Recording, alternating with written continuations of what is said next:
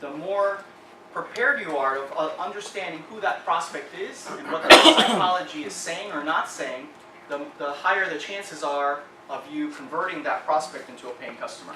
So what we're talking about really is learning more about psychology, and psychology that's tied in with marketing. So let's look at some of the traps, the mindset traps that I see a lot of small business owners and operators falling into. Okay? As I go through these, I want you to think about if you agree or disagree with some of these. Because if you're agreeing with some of these things, that might actually be part of the problem of why your marketing is not as effective as it could be. So let's start with number 10. Number 10 is thinking that marketing is a necessary evil.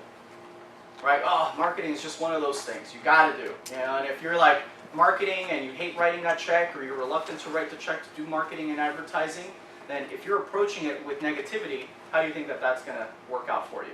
Right? So what if we embrace marketing? What if we look forward? I'm in the process of building a brand new website right now for my book, and it's costing me several $1,000s. And you know what?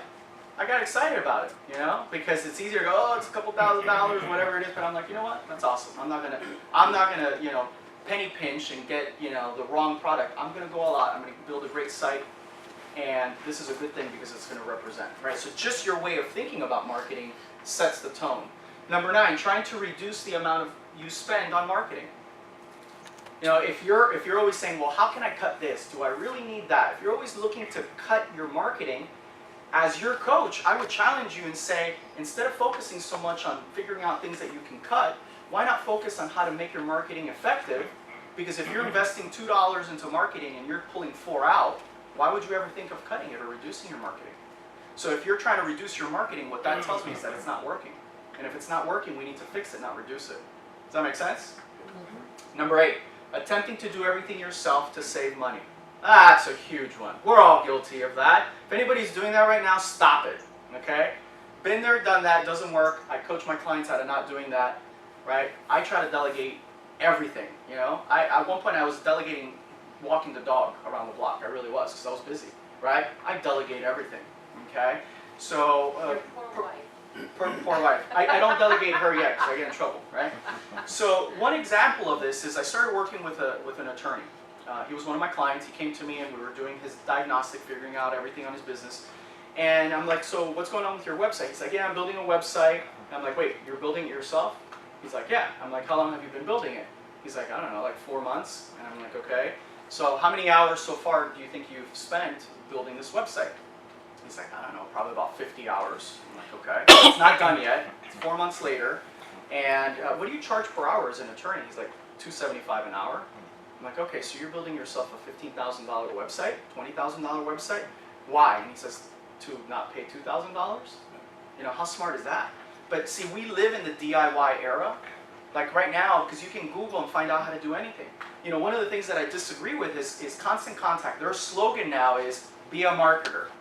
Right? How many of you have seen the commercials? Be a marketer. That's what Constant Contact says. You know what I say as a coach? Be a business person. Don't be a marketer. Okay? Let the marketers do the marketing. You learn how to run a successful, profitable business first. Right? Just because you can Google how to do brain surgery doesn't mean you should. Same thing. Just because you can Google how to do some marketing stuff doesn't mean you should. Don't be cheap. Pay out the money. Let the professionals do it. It's going to get done faster, quicker, and you're going to get better results. Number 7, thinking that marketing is not just about making money, right? I hear people talking about, well, you know, we should do it out there, you know, put a billboard out in the middle of nowhere because that's branding, it's good, it gets your face out there. Look, it's got to make you money. When you're the Ritz and you got millions and millions and millions of dollars, you can afford to put a few ads that do nothing. But when you're a small business, it's got to be about making money. Everything that you invest in on a monthly basis needs to be able to be tracked, and you need to figure out what results and what money came out of that marketing that you did. Number 6, trying to measure success in marketing with clicks, likes, forwards, shares. Okay, so let me tell you, there's a lot of marketing companies out. I'm not a marketing company. There's a lot of marketing companies that'll say, oh yeah, you know, you've been paying me $500 a month for like 5 years, but look how many likes you got. Look how many shares and forwards. Right? That's nonsense. That's nonsense. If you can't equate that back to profitability, to money somehow, you're just throwing it all away.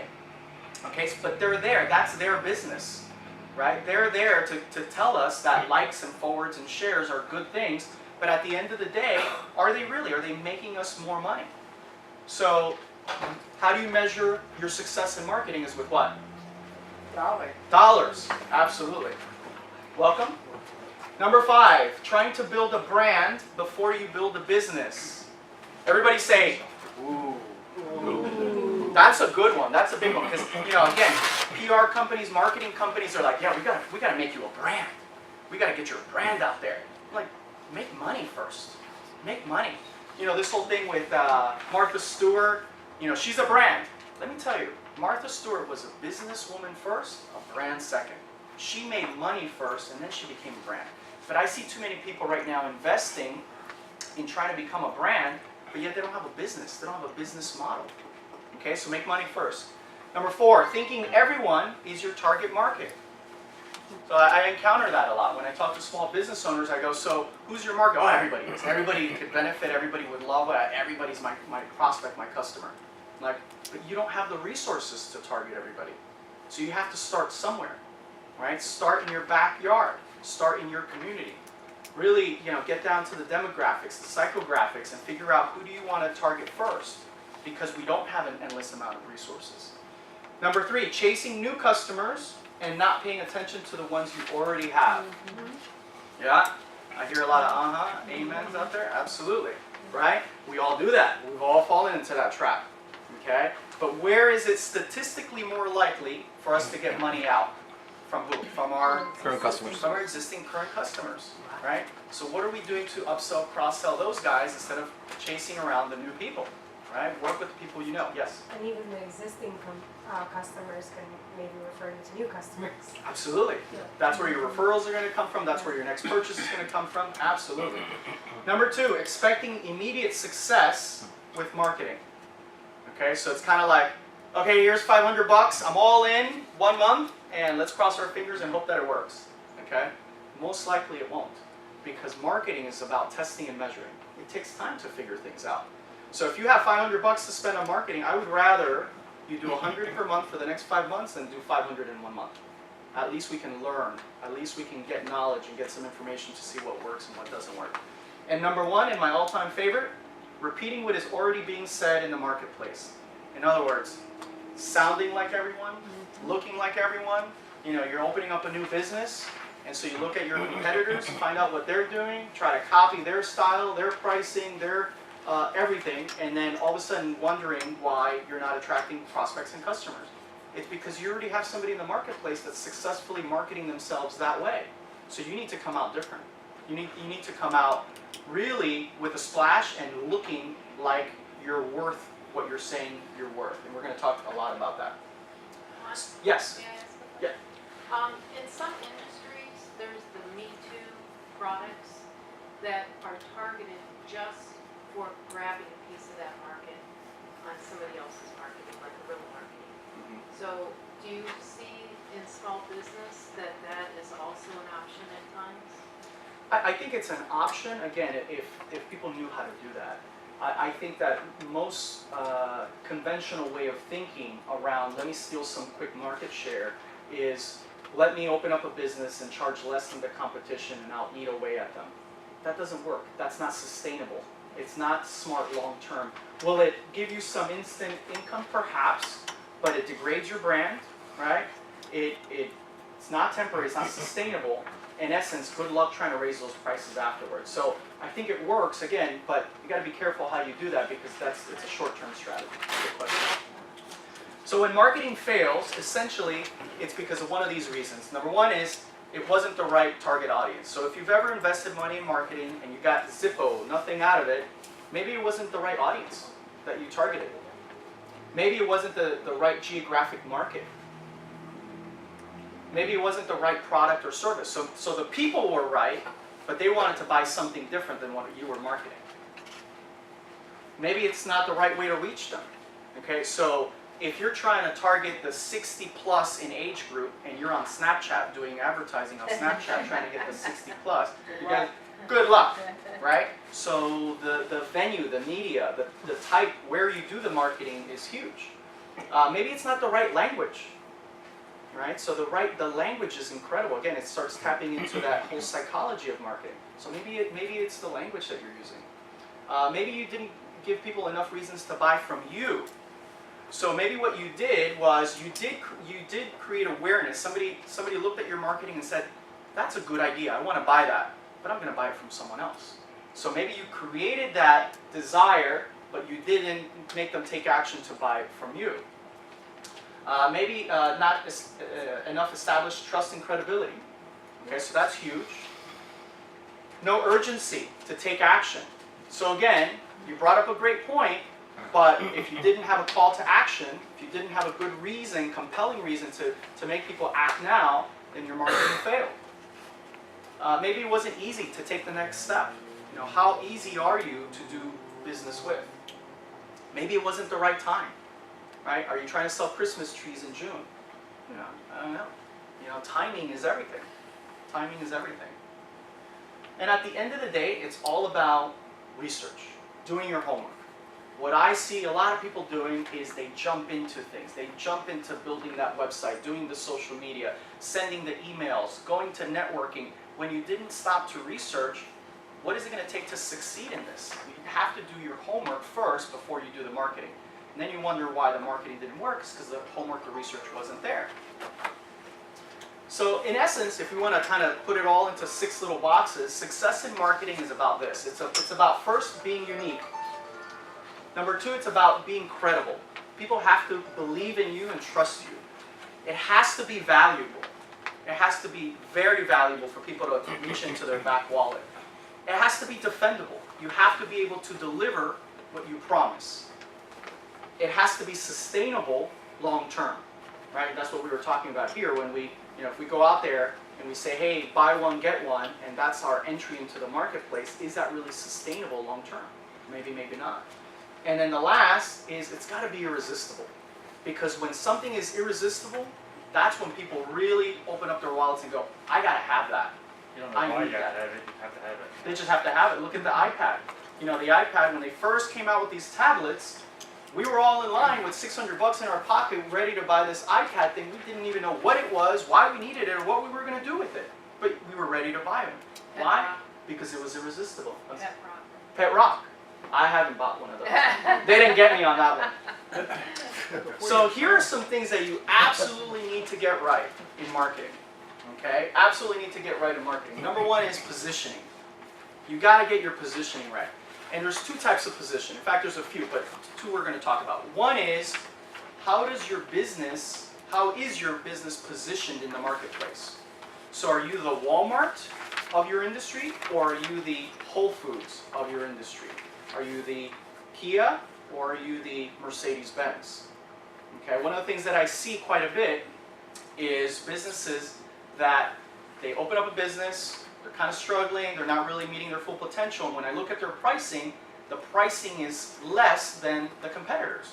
And when I ask them, I said, why do you do that? I said, well, we're new, they've been in there longer, we want to steal some market share. It doesn't work. It's the worst strategy ever. If anybody's doing that, stop it, raise your prices immediately, and then call me to thank me. Okay?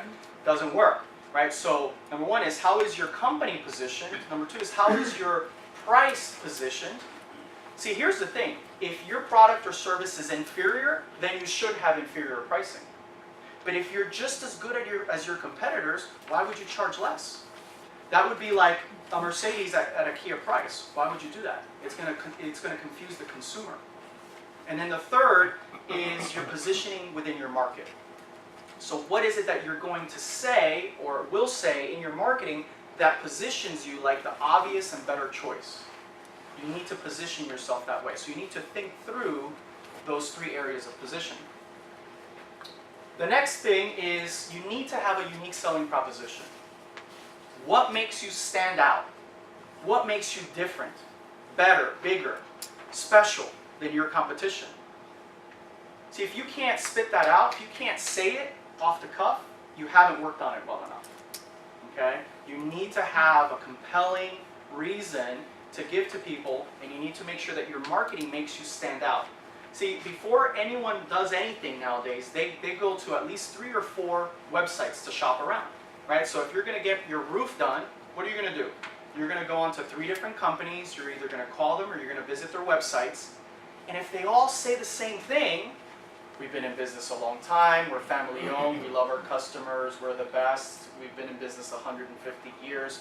If they're all saying the same thing, and by the way they are, then what are people going to look at next? Price. So if you find yourself competing on price and having to justify your price, it's because you're not special enough. You're not unique enough. Okay? All of a sudden, if you stand out and you're obviously superior, people will never question your price. Okay? Price only becomes a factor when you're just like everyone else. Next one over is high value proposition.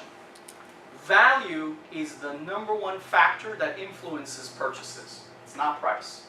If you think that people think about price before they buy, you're wrong. Statistics have shown for years and years that the most important thing that people look at before they buy anything, whether it's a stick of gum or their home, it's value. What is the perceived value? And again, it's the perceived value of the prospect or consumer. And what they're looking at, the balancing act, is between how much do I have to pay and what am I going to get. Okay, so one of the things that I always say is if somebody didn't buy from you, it's not because your price was too high, it's actually because your value was too low. So the best way to overcome the price objection is to increase value, add value. And it doesn't have to be necessarily things that cost you a lot of money. It could be things that have a high perceived value but cost you very, very little. Does that make sense? So here's another little diagram of the balancing act of what people look at when they're ready or thinking about making a purchase. So they're looking at the cost of the product or service. They're going to look at the value. They're also going to look at how urgent is it and what are the risks involved. So you need to think that through. How am I creating urgency? What kind of value am I offering? Is my value proposition stronger and higher than that of the competition? And what risk is involved? See, when someone's thinking about buying a used car, what's the risk that's going on in their mind? Will it break down? Am I getting ripped off? Right, all these different things. So what do car companies do? They create like warranties, they create like the money back, the satisfaction. You need to do the same in your business. Because before anyone is about to buy from you, they are thinking about the risk that's involved. And so you need to have something prepared to put them at ease. Yes? All right, and here's the guarantee. So a guarantee is what gets people over the edge, over to the other side of the fence. That's why infomercials, they're annoying, they've been doing it forever, but the reason they do it is because it works. Buy now, you can return it, absolutely no cost, 30 days, guaranteed to work, guaranteed. The reason they do it is because it absolutely works. Okay? In my world, one of the things that makes us unique as a company, as a coaching and consulting firm, is that we offer a 17-week guarantee in writing. That says if you hire me to help you grow your business and you don't see results by 17 weeks, we coach you for free for another 17 weeks or until you get results. Okay? So that works really well. So if somebody's going, well, I kind of need this guy's help, but I'm not sure if it'll work, we guarantee it'll work.